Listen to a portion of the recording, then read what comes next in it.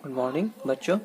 आज हम लोग क्लास 10 का प्रश्नावली 13.1 का क्वेश्चन नंबर 1 देखेंगे। ठीक है, क्वेश्चन नंबर 1 क्या कहता है देखते हैं, चलिए पढ़ते हैं। दो घनों जिसमें से प्रत्येक का आयतन 64 सेंटीमीटर क्यूब दिया हुआ है, ठीक है, के संकलन माने फलकों को मिलाकर एक ठोस बनाया जाता है।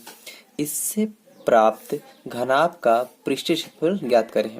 कहने का मतलब है आपके पास कि देखिए दो घनाभ है, ये एक घनाभ, ये एक घनाभ, सॉरी ये एक घन, ये एक घन।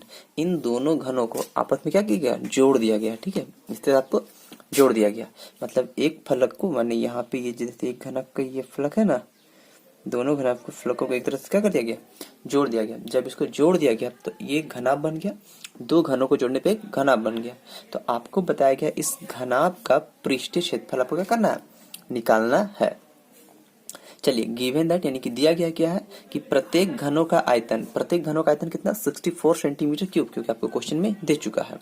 तो हम लोग जानते हैं घन का आयतन क्या होता है, ए का क्यूब यानी भुजा इंटू भुजा। ठीक है, तो यानी कि ए का क्यूब जो होता है वो किसके बराबर हो जाएगा, 64 के बराबर हो जाएगा। तो एक का क्यूब ये निकालने के लिए क्या करेंगे, रूट के अंदर यहाँ पे 3 लग जाएगा, यानी कि a इज इक्वल टू क्या 4, क्योंकि 64 को हम लोग क्या लिख सकते हैं, 64 को लिख सकते हैं 4 इंटू 4, यानी कि जब तीन और जब क्यूब होता है तो हम लोग जो 3 का जोड़ लगा के बाहर निकाल देते हैं। तो a इज इक्वल टू क्या हो गया 4, यानी एक घन की भुजा कितनी हो गई, 4 सेंटीमीटर हो गई। देखिए क्वेश्चन बोला था ना कि इसको मिला के आपस में एक घन बनाना है। तो जब दो घनों को आपस में मिला दिया जाए तो एक घनाभ बनेगा, दो घन को मिला घनाभ बनेगा, जिसकी बीमाई मतलब लंबाई, चौड़ाई और ऊंचाई। आप यहाँ फिगर देखिए, ये एक साइड था घन के और ये एक साइड, तो ये टोटल मिल के घन आपका क्या होगा, टोटल साइड निकल गया, यानी ये आपके पास 4 और ये भी 4, तो कुल मिला के आपके पास कितना हो गया, 8 हो गया। ये हाइट में तो कोई परिवर्तन नहीं आया, जो 4 सेंटीमीटर ही होगा। ठीक है, और ये जो इसकी जो चौड़ाई है ये भी क्या होगा 4 सेंटीमीटर, ये भी उसकी चौड़ाई, तो ये भी क्या हो जाएगी 4 सेंटीमीटर, यानी कि बीमाई हो गई। तो वही चीज यहाँ पे लिखा गया है कि लंबाई बराबर 8 सेंटीमीटर, चौड़ाई बराबर 4 सेंटीमीटर और ऊंचाई बराबर 4 सेंटीमीटर। ठीक है, लंबाई को L से डोनेट करते हैं, चौड़ाई को B से डोनेट करते हैं और ऊंचाई को S से डोनेट करते हैं। तो अब हम लोग देखते हैं कि घनाभ का पृष्ठीय क्षेत्रफल क्या था, 2 इंटू L इंटू बी, यहाँ बीच में कुछ नहीं यानी कि इंटू होता है, ठीक है ना, 2 into LB plus BH plus HL हो गया। अब यहाँ पे क्या करेंगे, सारे को फॉर्म में यहाँ पे हम लोग बैठा देंगे। जैसे कि देखते हैं तो क्या लिखता है, 2 इंटू 8 इंटू 4, 4 इंटू 4, 4 इंटू 8, इन सबको मल्टीप्लाई करेंगे, 8 4 जा 32, 4 4 जा 16, 8 4 जा 32। ठीक है, इस सबको ऐड करेंगे तो आ जाएगा 18, और 18 को फिर 2 से मल्टीप्लाई करें तो 160, यानी ये जो घनाभ जो बना, इस घनाभ का पृष्ठीय क्षेत्रफल कितना हो गया, 160 सेंटीमीटर स्क्वायर। ठीक है, आई होप आपको ये क्वेश्चन समझ में आया होगा। ठीक है, हम लोग दूसरे क्वेश्चन पे आते हैं। चलिए दूसरा क्वेश्चन कहता है कि कोई बर्तन है, ठीक है, एक बर्तन है जो खोखला अर्धगोले के आकार का है, खोखला अर्धगोले आकार का है, उस जिसके ऊपर एक खोखला बेलन अध्यारोपित किया गया। मतलब सपोज कीजिए ये कटोरा है, इस कटोरे के ऊपर कोई एक डिब्बा रख दे जो बेलनाकार का डिब्बा हो, ठीक, उसको रख दिया गया है।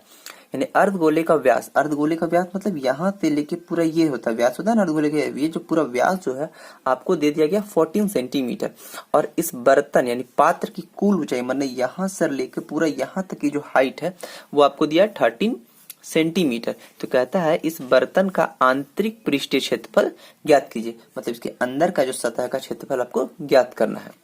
तो चलिए देखते हैं क्या दिया गया है। अर्धगोले का व्यास 14 सेंटीमीटर, और हम लोग व्यास है तो तिरछा पता है, व्यास का आधा यानी 14/2 इज इक्वल टू 7 सेंटीमीटर, यानी यहाँ से हमारे पास त्रिज्या निकल गया। अब कहता पूरे पात्र की ऊंचाई कितना है, 13 सेंटीमीटर है। अब बताइए अगर ये अर्धबेलन के लिए, तो ये अगर ये अर्धगोले के लिए त्रिज्या होगा तो ये भी तो उसका त्रिज्या होगा, यानी ये अगर 7 सेंटीमीटर हो जाएगा तो ये भी क्या हो जाएगा 7 सेंटीमीटर।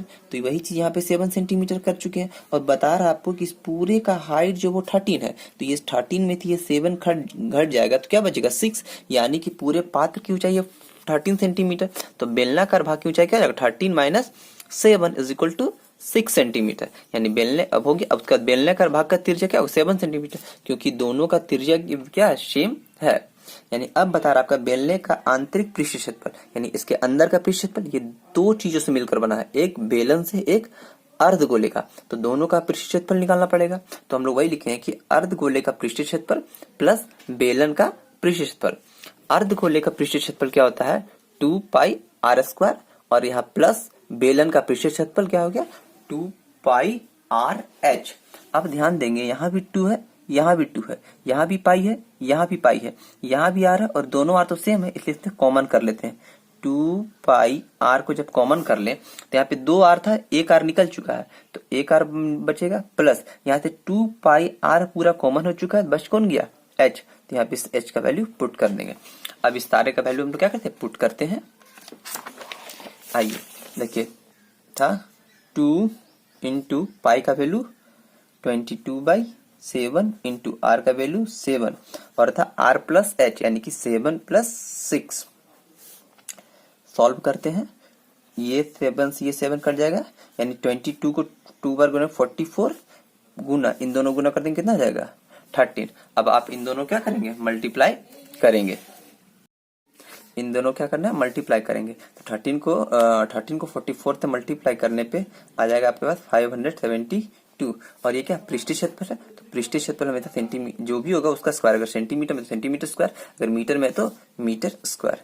इस तरह से आपका क्या हो जाए 2 क्वेश्चन सॉल्व हो गया। ठीक है, नेक्स्ट वीडियो में आपको नेक्स्ट क्वेश्चन को इस तरह से सॉल्यूशन मिल जाएगा। ठीक है।